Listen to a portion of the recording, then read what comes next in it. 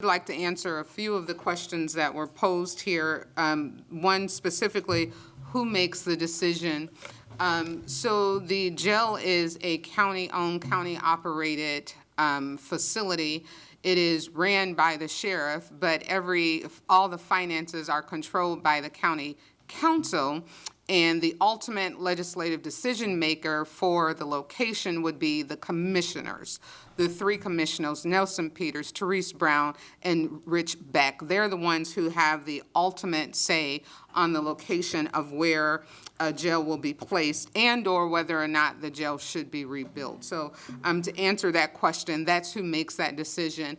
City Council has no control over it, and actually we will not be able to have any say because the final use will go through the BZA, Board of Zoning and Appeal, which then there would not be it will not roll down to City Council. So we're kind of on the outside of the conversation looking in, hoping and fighting the same as you are.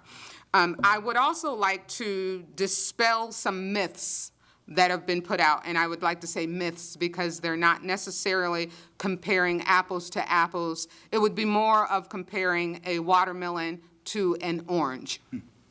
And that is when you hear in the media that downtown is doing well in spite of having a jail in downtown Fort Wayne, I would have to say that's only partially true.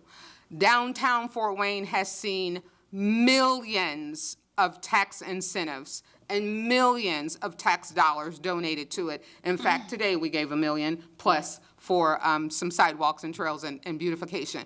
So downtown is what it is, and it is beautiful, and we all get to benefit from it.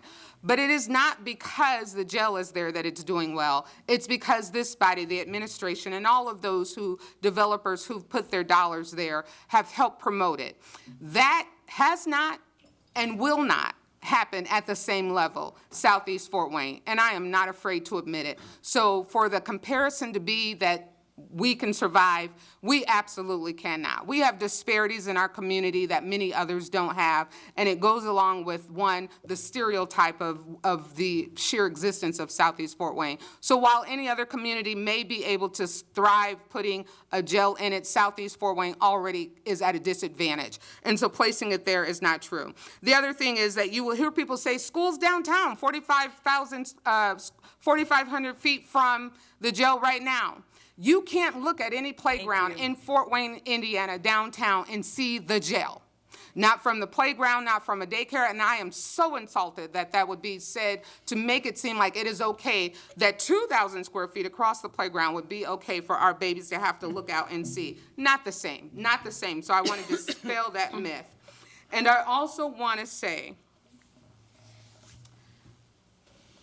that the citizens Southeast Fort Wayne have gone through COVID. We have gone through many, many years of lack of investment.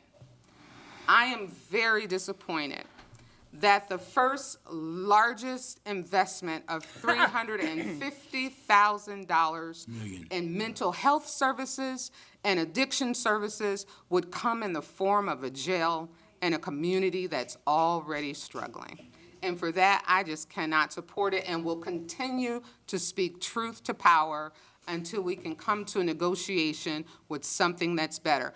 Land that's available, because that would be the next question. Where else would we put it? How about the Casad Depot way out in New Haven where there's nothing else around it but a railroad track and field? How about on the other side of 469 where the only thing that's there is a pilot gas station that's available? How about some of the other areas, because we know that we can acquire land and we know that we can run infrastructure fairly easy within our community, but the haste decision for Southeast Fort Wayne is really, as many people have said, not the best decision, and definitely not a good decision for the residents that live Southeast. I will continue to speak against it until we have an opportunity to have our voice heard and come up with a real sustainable solution that doesn't put a noose around our neighborhood's neck. Mm-hmm. Thank you, Mr. President.